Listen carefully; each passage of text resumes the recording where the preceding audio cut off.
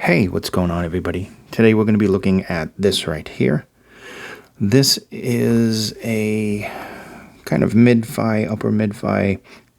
It's about 750. I think it was a little more expensive than that just a short time ago. I have seen it on like eBay for like $9.99. I don't see why anybody would pay more money when you can get it from like Appos for like $7.50. This is the Monkey King from Tigerism, the Tigerism Sun Wukong. And as you can see, there he is holding that legendary staff of his that has all kinds of magical properties. He can ride in the sky with it. He can make it grow or shrink. He uses it as a weapon. So put that off to the side. As a matter of fact, so this is the box that it comes in. And it's environmentally friendly. It feels like it's made out of like recycled materials. Tigerism logo right there. Inside, you open it up, you'd have the case here. You have the tips, I guess, would be in there. And you also come with this, you also get this pouch here, which you can put each IM in so they're not touching. You get a bunch of these lavender and yellow. And a bunch of these multicolored, kind of almost like spin fit. White foam, which not a fan of the white foam. It looks cheap.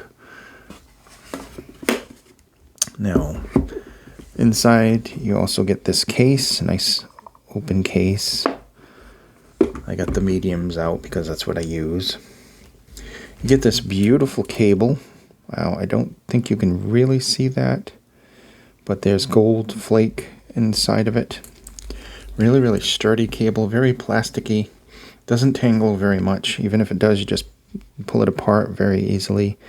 Nice twisted metal for the 4.4 millimeter balanced. And people stomping above me, causing the ceiling to fall down. The pleasures of living in apartments. There is the very short nozzle. So it's got an extremely short nozzle on it. Pretty basic design here. You have the Monkey King's face with his classic crown that he wears. And it's pretty cool. People have thought that was a tiger or a lion or something. It's not. That is the Monkey King right there. So it's got these very large ear hooks, and anybody with smaller ears, it may tend to just come off your ear a bit. I have glasses, so it does come off me. Sometimes it depends. And of course it has this 2-pin connector, but it's not recessed, but it is made for like a recessed for some reason. I don't know why. The makers of these products are the same that make the Dark Magician. If you're into like IMs, you probably know what that one is. It was a very nice IM. I never got to try it, unfortunately. So solid build, good ergonomics, very small nozzle, very nice quality cable. The splitter is twisted as well. So looks really nice. So good build quality here. Accessories, adequate. Not something that I would have expected for like $750 to $900. I would have expected like maybe 4 different types of tips. And just different things. Trying to think of something. I have something in the $500 range. I think it came with 6 different types of tips, a cable, all kinds of adapters and stuff. But I can understand they want to keep the cost down. Maybe. So inside of this, that's the big thing. And I was testing it on various equipment. Inside, this is a 14.2 millimeter. That's pretty weird. Dynamic driver, featuring a full frequency design and an ND-FEB magnets. It is the ultimate in-ear monitor for audio. That's just basically propaganda. N55 high-performance magnet for the highest magnetic flux. Dual sound cavity. Japanese imported CCA material. Imported from Japan, this material offers superior conductive performance, ensuring the efficient movement of the audio coil and more accurate audio signal. The diaphragm, bass, blah, blah, blah. So we covered that. Driver diameter, 14.2 millimeters. N55 high-performance magnet. 44 ohms. So you're going to need to pop some power, but also this thing is very sensitive. So on some devices, it may cause like a little hum. You may hear something, which is very unusual for a dynamic. I don't have too many dynamics that are sensitive like that. But this one, it does sound good on tubes. And it sounds good on a variety of different equipment. That said, it likes power, but it doesn't like every device. It seems to work fine. The Diablo 2 sounded good. There was a little background noise on the Griffin, but that went away as soon as the music started. So that's not too bad. Let's get into the sound signature on this. I think we've basically covered everything.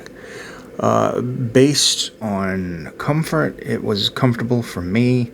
The small nozzles, the low, tiny nozzles, short nozzles, didn't bother me so much. I found isolation was decent. I found comfort was also decent with these. Maybe a different set of tips would make that even better. I like the cable. It is very, very nicely made, but like I said, for the cost, a modular cable would have been something I would have expected. Like I have tons of $200 and $300 ones that come with modular cables. So for $750, it could have had a modular cable. You know what I'm saying? That said, I give it an A for build quality. Would have been an A+, but the nozzles are short. I don't mind that sticks out a little bit, although it does look like the cable isn't made for it. That doesn't bother me once it goes in your ears and starts playing. So just going over, see if I missed anything. This is my second Tigerism. The first one was the Octave with the 10mm dynamic driver, and I really did like that a lot. And it had somewhat of a similar design. It had the twisted metals, but it was like a braided cable, and it was this pretty bluish color. Beautiful cable, by the way. I think it would have looked good with this as well, that type of cable. But like I said, for the cost, I would like to see a modular cable when things get expensive. That way you can switch it out. Maybe even an included DAC, a little dongle or something would have been cool. I mean, I just got a $119 pair that came with a dongle. So, all that stuff aside, we're going to talk about the sound as soon as I can come up with my notes. And of course, I didn't finish my review on HeadFi yet. I have to write it out. I don't know if all the YouTube reviewers do that, but I do written reviews as well as presentations on the Instagram and on the X, and I try to do like a very short, even more basic review on TikTok from time to time. I haven't had a lot of time to invest in TikTok lately, but we're trying. Anyway, bass on this, obviously, big driver, good bass, and that is usually 98% of the time. That is usually the way. A big driver, good bass.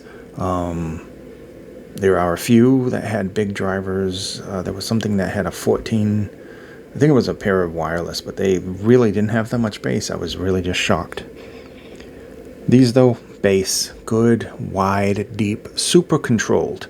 There's a lot of control here with this. This one is technically decent when it comes to control.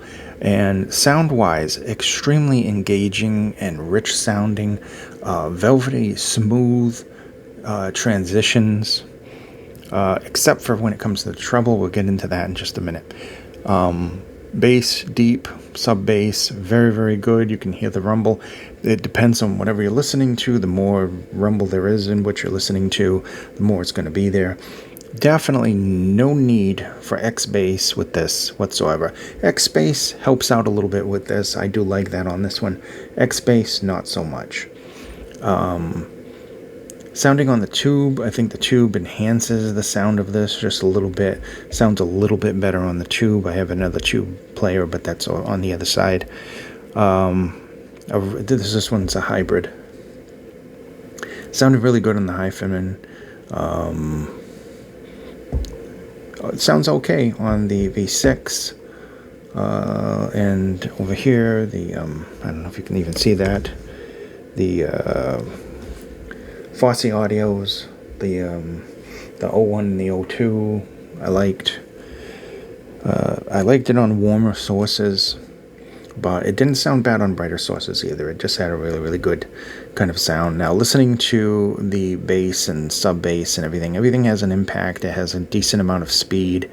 Like I said, it is one of those like wider type basses. Like if you were sitting at home and sitting on the couch and you had a small subwoofer and full range speakers. Very, very nice, the direction that the bass is coming from. Moving into the mids are very nice as well. This is kind of UV-shaped. There's a little recession there in the mid-range, but overall they have a decent body and decent weight to them. I think upper a little bit brighter, female vocals a little bit more energy, male vocals just a little bit less volume on the male vocals, but they do sound really, really good. They have a nice kind of rich tone to them overall. Moving into the treble, that's where we come into a problem. There is, a nicely detailed treble, but it's a bit peaky and valley kind of treble. And the parts that have control have really, really good control, but it's missing some details. I don't know if you could hear that the AC is kicking in and off. It's hot here. Very humid. So I need the AC, otherwise I'd be dying.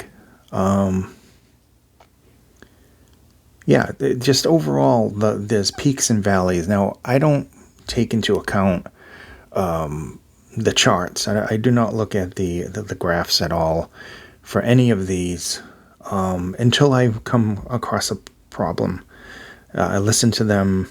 I base my judgments. A lot of people, they immediately look at that chart and they say, hey, I don't want these. And you can't go by that because the chart tells you a small piece of the story. It's like reading the ingredients on the back of a cereal box. It's not going to tell you whether you're going to like that cereal or not. It might say imitation cocoa flavor, and then you eat it and you say, my God, this tastes really, really good. I like this. I don't care if it's imitated. It tastes really chocolatey. So you can't go 100% by that. People can go by that. I'm not saying to throw them away, but me personally, I usually listen and then look after. I do the opposite. And yeah, there's a lot of peaks in the treble. The treble isn't the worst treble I've ever heard. It isn't a harsh treble. It's just kind of missing pieces here and there. There's a little bit like you'll hear like suppose you hear the cymbal and you hear the cymbal, but you don't really get the decay. So it loses a little bit of naturalness in the treble. So it's not perfect. Is this enjoyable? Yes. Does this have the widest holographic soundstage? Not in the least. Because of the treble, the soundstage is reduced a little bit there. Like I said, the X space kind of helps a little bit with this. Maybe some better tips, maybe longer. Who knows, something could help a little bit. But stock-wise, the soundstage is just average around your head area. Decent details there, decent pinpoint accuracy and placement. Separation is very good with this unit. Technically, besides that treble thing and the soundstage being a little on the more smaller side, probably close to like a medium soundstage, it's very good. Is it $750 good? Is the question. Can I think of $500 IMs that sound close to this? Yes, of course I can. What was that $599 one that I did? The Metal or Wave. This is going to be a lot more comfortable than that, because that had that weird odd shape, and that was made out of like brass. It was heavy, and I don't think a lot of people could put those in their ears for a long period of time. So this definitely beats it in comfort. Build-wise, actually cable-wise, this is a much better cable. That was $500. Came with a lot of accessories, but it came with this extremely thin cable that had a 2.5 millimeter. I hate 2.5 millimeters. I love 4.4 because I can get my adapter and I can plug it into the XLR there, which I absolutely love doing with desktop things. And of course, when I'm doing portables, I like 4.4. So that's good as well. Plus, I also have an adapter to use the 6s on the desktop units. Recommendations, it depends on what kind of music you're listening to with this. It does sound enjoyable. It's engaging, it's enjoyable. Treble people, no. You go look somewhere else. You're not going to like this. I don't want you yelling at me. The treble is there, but it's not there. It's iffy, it's peaky, kind of, but not in like a harsh peaky, like in a missing some information every now and then because of the valleys. I don't know if there's a chart for this somewhere. Hold on, I'll see if I can find a chart. That's odd. I'm looking up charts and I see my photo on this page here for the thing. I mean, I really would like if people would ask, but, whatever, that's kind of weird, finding your photo somewhere else. I'm not finding any charts. I mean, I'm sure there's a video where they do a chart with this, but I am not finding any charts right now, so I'll just put this back. And that keyboard is so sensitive. Just putting that there, the keyboard moves. So anyway, like I said, very good bass. For the most part, I did see a video on this, and I was looking at their chart, and it kind of follows the Harman until we get to the treble, but it starts way above Harman normal bass. There's a lot more bass on this than the standard Harman tuning. Almost, like I said, almost like a U shape. And then you get to the bass, and it kind of much different than the Harman, where it has normal, natural peak. It has these peaks and valleys and stuff. So it depends on what you're looking for in sound. If you're a treble person, you're definitely not going to like this. If you're a bass person and you like mids, because this is very good with the bass and the mids. And the treble isn't horrible. It's just missing something. Some peaky treble is harsh, and it spikes up, and it pops in your ears, and it's just horribly, horribly bad. This one is just missing some information. Like I said, you'll hear all the instruments. You'll hear all the hi-hats and the cymbals. You may not hear the decay of those instruments as much. So technically, the treble isn't the best, and that kind of affects the sound stage. But overall, bass and mids are fantastic with this. And that's about it. Those are the only cons I can think of. Short nozzle, not a lot of accessories for the cost, and the treble is a little off. Other than that, these are great. I like them. For like an enjoyable listen when I don't want to get too overly critical. They're 44 ohms or something, so they need power, but they need a specific kind of power. Other than, I just noticed that I can get the Monkey King staff for $9.99. How is that possible? That looks like it's Made out of wood. I don't know. Anyway, that was interesting. I like to collect stuff like that. I just don't have the money to collect it right now. But anyway, yeah, it's decent build. Really, really solid cable, solid construction. The chips that they do give you are nice. I think they're pretty much the same size bore, though, just different materials, both silicone, but like maybe different thicknesses, maybe slightly different diameter. It doesn't look like it. Let me get the pink, lavender, or whatever, yellow bore next to this bore, see if there's a difference. Not very much. So anyway, thank you for watching. This video is a little longer than we usually go because this is a very expensive IM, so I want to get into all of the stuff with it. If I can, I'll try to condense this and put it on TikTok. But right now, this is the best I can do for this. Thank you so much for watching. Be safe, and I'll see you in the next video. I'll leave a link to Appos because they have the best price for this. I also want to thank Appos for sending this to me. And as always, whether something is a review unit, a tour unit, or I bought it personally, my opinions are my opinions. If I don't like something, I might not even do a video on it. So thank you so much for watching, and we'll see you in the next video. Got a bunch of things coming in. I'm just waiting for them. Thank you for watching.